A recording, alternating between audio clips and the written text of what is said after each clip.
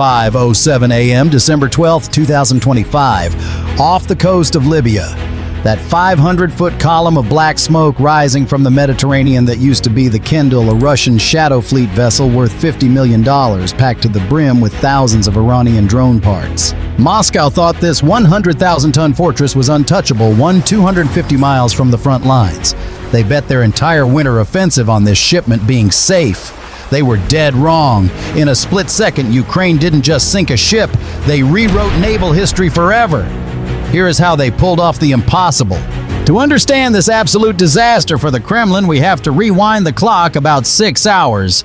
We are in the international waters off Libya, a place I like to call the Wild West of the shipping world. Floating there is the Kindle. To the untrained eye, she's just a rusty Oman-flagged commercial vessel, 820 feet of steel, bobbing in the swells. But that flag is a lie. This is a classic shadow fleet tanker, a ghost ship operating off the books. And she isn't carrying bananas. Satellite scans suggest that below her decks, tucked inside innocent-looking shipping containers, sits the Kremlin's lifeline, thousands of components for Shahed attack drones transferred ship to ship under the cover of darkness.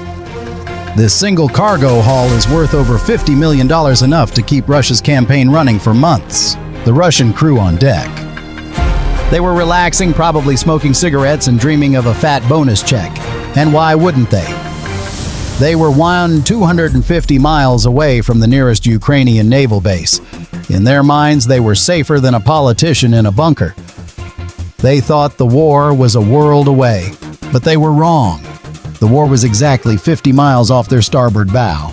Drifting quietly in the waves was what looked like a harmless commercial trawler, the kind you'd see fishing for tuna. This is Ukraine's secret weapon, the mothership. Inside a climate-controlled windowless compartment on this trawler, a squad of elite SBU operators sat in silence, strapped into high-end VR headsets. They weren't fighting the cold or the sea spray. They were holding game controllers, literally looking like they were about to start a round of Call of Duty. But the game they were playing had 0 respawns. Their avatars were waiting in the belly of the ship, a wolf pack of 5 Magura V-5C drones, and hanging on the launch rails above them, 6 heavy-lift aerial Baba Yaga bomber drones ready to deliver the knockout punch. The trap was set. The mothership's hatch hissed open, and the pilots flexed their fingers. It was time to play. The flight commander gives the nod. "Kick the door down!" At the stern waterline, hydraulic hatches hiss open. 2 Magura V-5C drones slide into the dark Mediterranean swells. These aren't the stealthy ones, these are the loudmouths. Ukrainian engineers have tweaked their exhaust manifolds and bolted on radar reflectors. They want these things to look and sound like battleships on the Russian scopes. The electric starter motors whine, and then the engines roar to life. These 18-foot Greyhounds punch the throttle, accelerating to 45 knots in seconds, carving white scars into the black water. They aren't hiding. They are charging straight down the Kindle's throat. On the bridge of the Russian ship, the calm night instantly shatters. The commercial navigation radar, usually blind to low-profile drones, suddenly lights up like a Christmas tree. The alarms scream. "Contact starboard bow 2, high-speed targets 2 miles and closing." The Russian captain spills his coffee. Panic! He screams for the defense teams.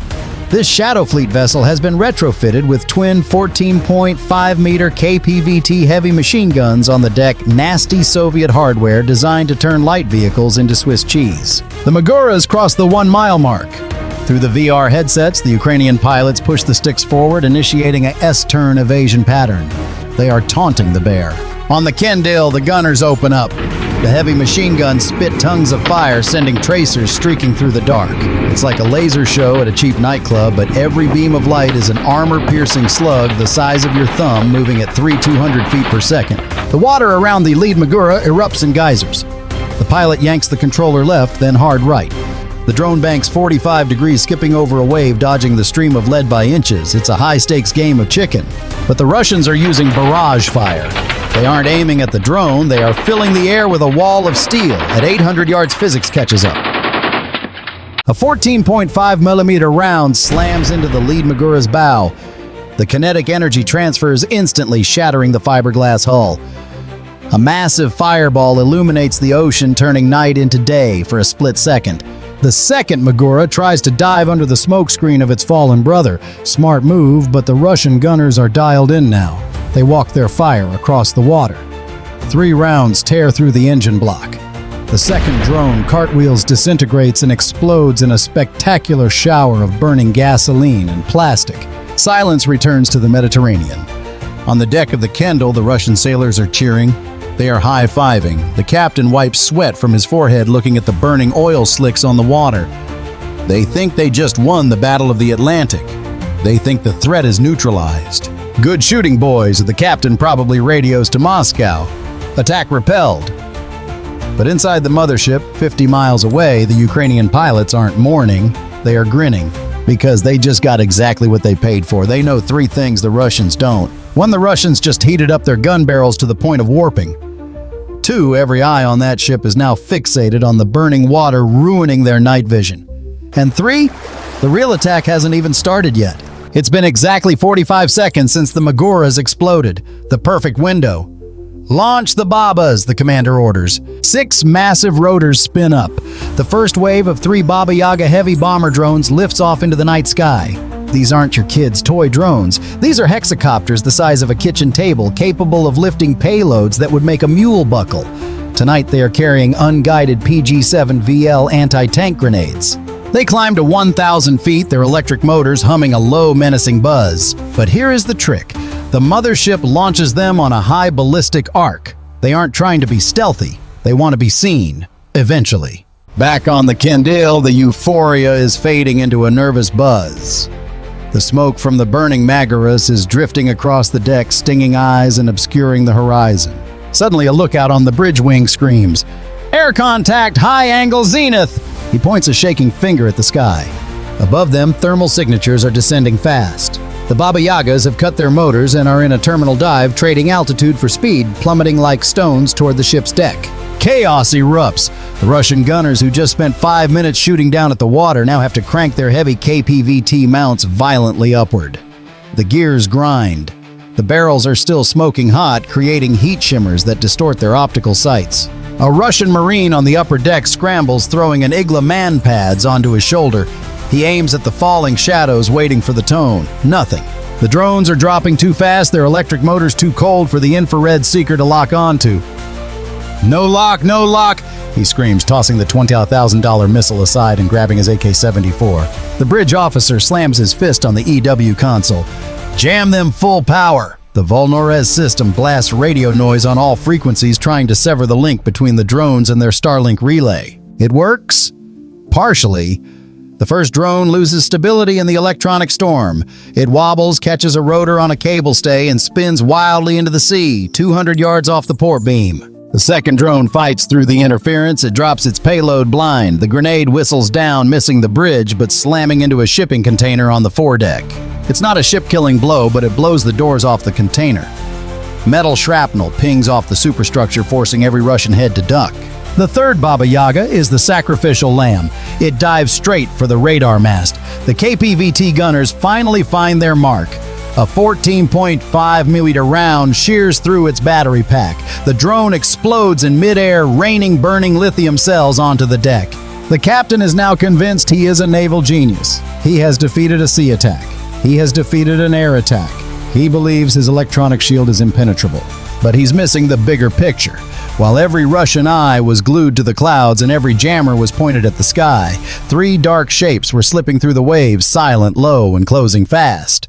And unlike the aerial drones, these machines don't care about radio jamming. Inside the mothership, the flight commander isn't celebrating. He's watching 3 green dots on his screen cross the red line 2 miles from the target. Execute split! Release the swarm! Out in the dark water, the final 3 Magura V5 drones are rushing in, but this time they don't charge in a straight line. Suddenly, the 2 flanking Maguras break formation. They peel off hard left and right, carving wide arcs away from the ship. The central Magura keeps charging straight up the middle, screaming for attention. On the Kendall, the radar operator is confused. Target splitting. What are they doing? Before he can answer, the flanking Maguras slow down. Their top hatches pop open like the bay doors of a B-52 bomber. From inside the belly of each sea drone, 4 small angry shadows rise up. 8 quadcopter FPV drones lift off from their floating launch pads. These aren't normal drones. Trailing behind each one is a hair-thin strand of fiber optic cable unspooling from a reel inside the Magura. This is the game changer. The Russian EW officer sees the new contacts on his scope. He sneers. More toys, burn them. He cranks the Volnora's jammer to maximum output. Broadband noise fry their receivers. Invisible waves of electromagnetic energy blast out from the ship, powerful enough to knock a commercial airliner off course. The Russian crew waits for the drones to drop out of the sky like dead flies. But the drones just keep coming. Through the VR headsets on the mothership, the video feed is crystal clear. 1080p resolution, 0 lag, no static. The pilots can see individual rivets on the ship's hull. Jamming ineffective!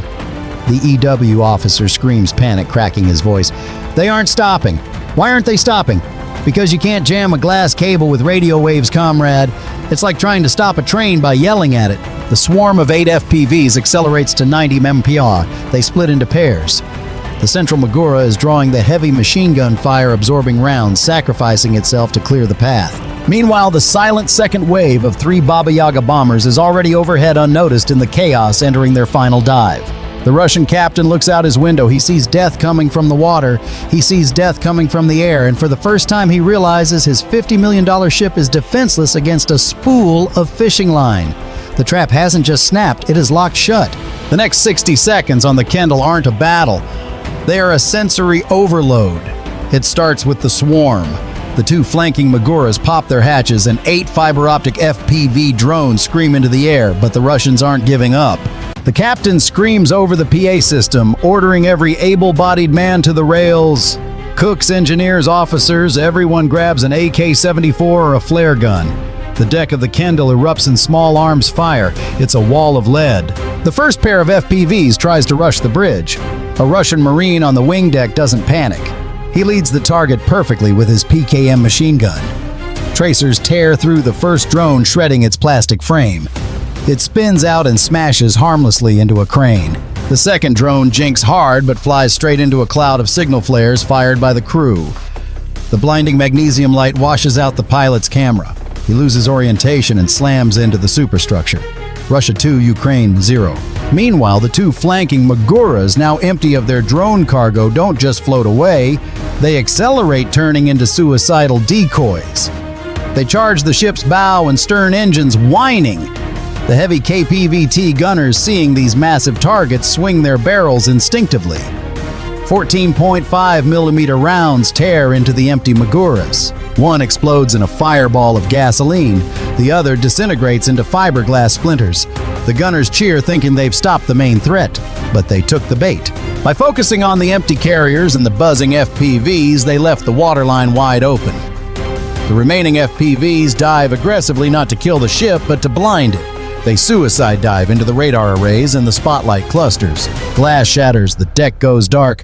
The heavy KPVT gunners are now firing blind into the night, their muzzle flashes illuminating their terrified faces. This is the moment the 3 Baba Yaga bombers make their move, diving from the darkness above. The first one tries to strafe the bridge with a grenade drop, but a KPVT gunner firing wildly into the air gets lucky. A heavy slug shears off a rotor arm. The massive drone spins violently out of control and crashes into the sea, vanishing in a splash of white foam. The second Baba Yaga attempts to target the communications mast, but the sheer volume of AK fire from the desperate crew is too much. Bullets riddle its battery pack. It bursts into flames mid-air, falling like a burning meteor onto the foredeck, where crewmen scramble to kick the wreckage overboard. While the crew is distracted by the burning debris falling from the sky, the central Magura V5, the heavy hitter loaded with 1,000 pounds of high explosives, punches the throttle. It covers the last 400 yards in seconds. A sharp-eyed Russian sailor spots the wake. He screams a warning, aiming his rifle, but a 5.45mm bullet against a hardened sea drone is like throwing a pebble at a tank. The Magura impacts the Kendall amidships right at the waterline. The explosion is tectonic. It punches a hole the size of a garage door through the double hull. Seawater rushes into the hold, instantly listing the massive ship 10 degrees to port. The shockwave knocks every sailor on deck off their feet. The AK fire stops. But the coup de grace comes from the third and final Baba Yaga. Hovering silently in the blind spot created by the smoke, the pilot sees the exposed cargo hold where the explosion blew. The hatch covers off. He pushes the throttle to maximum. He isn't dropping a bomb, he is the bomb. The massive hexacopter laden with thermite charges enters a terminal dive straight into the ship's belly. On the bridge, the captain claws his way back to the window just in time to see the shadow plummeting into his ship. The Baba Yaga smashes into a crate marked agricultural parts. The impact triggers the thermite burning at 4,000 degrees. It melts through the steel and touches the lithium batteries of the smuggled Shahed drones. The white glow turns into a sun. The first container cooks off, triggering a chain reaction that tears the Kendall apart from the inside out. The pilots on the mothership watch in silence as the Mediterranean night turns into day. They didn't just sink a ship, they erased it. What do you think? Will we see more mothership raids like this? Let me know in the comments below. And if you enjoyed this story, smash that like button and subscribe for more tales from the front lines of modern warfare. Bye for now.